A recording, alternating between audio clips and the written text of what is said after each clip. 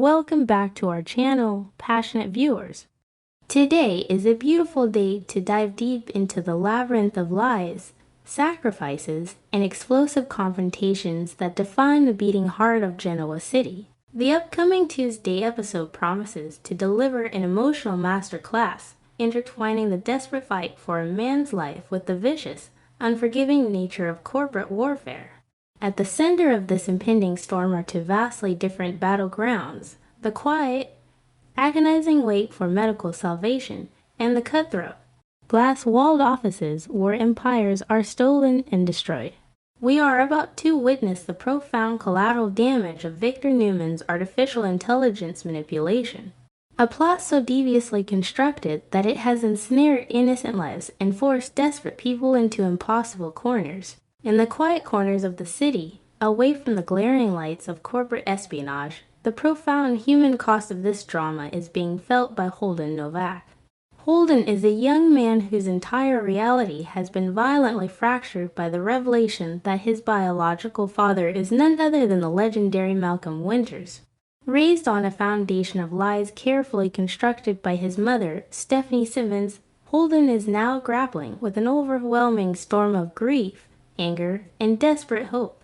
He has barely had the chance to process his true lineage before being hit with the catastrophic news of Malcolm's failing health.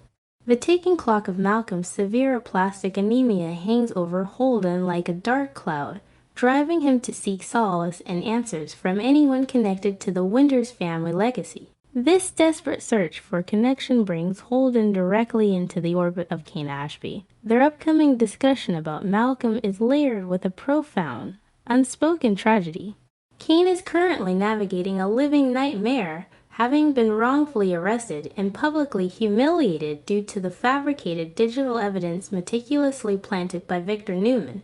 Yet, despite staring down the barrel of federal prison and the complete destruction of his own reputation, Kane's primary focus remains entirely on saving the life of the man who means everything to the woman he loves.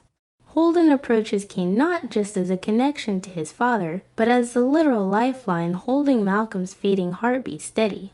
The atmosphere between the two men is heavy with the gravity of mortality and the incredible weight of selfless sacrifice. For Kane, this interaction with Holden serves as a poignant reminder of exactly what is at stake.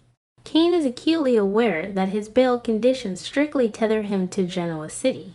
Yet he is internally preparing to shatter those legal boundaries and risk his own permanent freedom to travel to New York for the bone marrow transplant. As he speaks with Holden about Malcolm's condition, Kane's internal conflict is palpable. He is a man stripped of his corporate identity, branded a criminal by a ruthless billionaire, but he is finding his ultimate redemption in this singular, life-saving act. The psychological burden Kane carries is immense, balancing his reignited, passionate romance with Lily Winters against the very real threat of being locked away in a federal penitentiary before he can even complete the medical procedure. While Kane quietly prepares for the medical battle of his life, the emotional epicenter of the Winters family, Lily Winters, is operating on pure, unadulterated adrenaline and fierce protective instinct. Lily is watching the men she has loved, lost, and found again willingly step into the line of fire for her dying father. The sheer magnitude of Kane's sacrifice has stripped away years of accumulated resentment, leaving Lily with a burning, singular focus. She will absolutely not allow Kane to be destroyed by the collateral damage of a war he did not start. The agonizing fear of losing Malcolm is being channeled directly into a righteous, unstoppable fury aimed at the woman she holds responsible for Kane's current legal jeopardy. Driven by this blinding, protective rage, Lily embarks on a purposeful march into the heart of the enemy's territory. The sleek, modern corridors of the Summers conglomerate serve as a battleground for a confrontation that has been years in the making. Lily's physical demeanor radiates an icy, focused determination, a stark contrast to the quiet despair she feels at her father's hospital bedside. She is a woman pushed to the absolute brink, her family fracturing around her, her brother Devon consumed by toxic paranoia, and her father slipping away. In this moment, Lily is shedding the diplomatic grace she is known for, preparing to unleash a torrent of suppressed anger upon the architect of Kane's misery. The visual dynamic of the ensuing confrontation is nothing short of cinematic as Lily forcefully corners Phyllis Summers within the confines of her own office. Phyllis is currently a queen, sitting on a crumbling throne, surrounded by the invisible debris of her collapsing empire. Her staff has abandoned her, her former husband has coldly dismissed her existence, and the district attorney is circling her like a shark sensing blood in the water. Yet, true to her nature, Phyllis maintains a haughty, impenetrable facade of control. When Lily breaches this inner sanctum, she brings with her an atmospheric pressure that immediately suffocates the room, trapping Phyllis between the physical walls of her office and the metaphorical walls of her impending doom. Without a single ounce of hesitation, Lily delivers a blistering ultimatum that cuts straight through Phyllis's defensive posturing. Lily makes it unequivocally clear that she does not care about the intricate, dirty details of the corporate takeover, nor does she care about the feud between Phyllis and Victor. Her only demand is the immediate and complete exoneration of Kane Ashby. Lily demands that Phyllis march directly to the prosecutor and formally declare that Kane had absolutely zero involvement in the illicit acquisition of Newman Enterprises. Lily acknowledges that Phyllis is destined to pay a heavy price for her relentless ambition, but she fiercely vows that Kane will not be dragged down into the abyss alongside her. In response to this fierce display of loyalty, Phyllis attempts to deflect the narrative, retreating behind the shield of her own victimization. Phyllis vehemently insists that the entire mountain of digital evidence is a sophisticated, artificial intelligence fabrication orchestrated by Victor Newman. While this claim is entirely factual, Phyllis's desperate attempt to garner sympathy or shift the blame falls on deaf ears. Phyllis challenges Lily, pushing back with her trademark arrogance, daring to ask what exactly Lily plans to do if she refuses to comply with these demands. It is a dangerous, calculated provocation from a woman who feels she has nothing left to lose, attempting to test the boundaries of Lily's newfound ruthlessness. It is in this precise, electric moment that Lily reaches into the deepest, most volatile parts of her lineage, invoking the legendary spirit of her late mother, Drusilla Winters. The mere mention of Drusilla completely alters the gravitational pull of the room. The history between Drusilla and Phyllis is a dark, violent tapestry of bitter hatred, sabotage, and unforgettable physical altercations. Lily promises to channel every single ounce of the pure, unadulterated venom that her mother harbored for Phyllis, threatening to personally dismantle Phyllis's life piece by piece. Lily's posture, her unwavering gaze, and the lethal calmness of her delivery served as a chilling resurrection of Drusilla's indomitable, fiery soul. Watching this breathtaking transformation unfold, we cannot help but feel a profound, deeply resonant emotional impact.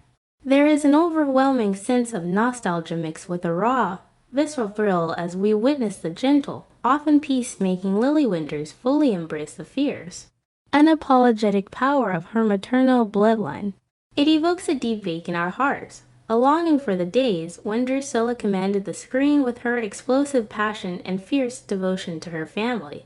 Seeing that exact same fire reignited in Lily's eyes brings tears of pride to our collective gaze. It is a beautiful, terrifying reminder that while the players may change, the legacy of fierce maternal protection and unyielding strength remains an eternal, beating pulse within the heart of the city. Faced with the ghost of her greatest rival staring back at her through Lily's eyes, Phyllis attempts to project an aura of complete unbothered indifference. She masks any internal flicker of apprehension with a cold, dismissive smirk, acting as though Lily's threats are nothing more than the desperate flailings of an amateur. However, beneath this carefully constructed armor, Phyllis is a master tactician who understands the shifting tides of power. She is already fighting a moldy front war against the ruthless machinery of the Newman family and the relentless pursuit of the justice system. The absolute last thing Phyllis needs is a highly motivated, fiercely intelligent Winters matriarch actively working to orchestrate her downfall. Refusing to be dismissed or undermined by Phyllis's theatrical apathy, Lily delivers her final, chilling warning before turning her back on the crumbling CEO. Lily leans in, ensuring that every single syllable registers with absolute clarity, warning Phyllis that she is making a catastrophic miscalculation if she chooses to make an enemy out of her today. The warning hangs in the stagnant air of the office, a heavy, suffocating promise of mutual destruction if Kane is not immediately cleared of all charges. Lily's departure leaves behind a profound silence, marking a definitive shift in the hierarchy of Genoa City's power players, proving that a woman fighting for the lives of the men she loves is the most dangerous adversary of all. As the dust settles on this explosive confrontation, the entire landscape of the city teeters on the edge of a massive, irreversible shift. The lines have been drawn in the sand, and the ghosts of the past have been summoned to fight the battles of the present. Will Phyllis Summer swallow her pride and sacrifice her own leverage to save an innocent man, or will she selfishly drag Kane Ashby down into her impending legal nightmare? Can Holden and Kane find a way to navigate the treacherous waters of the justice system in time to save Malcolm Winters from his tragic fate? The clock is ticking relentlessly, and the explosive fallout from these decisions will undoubtedly change the fabric of these families forever. Stay tuned, because the real war has only just begun.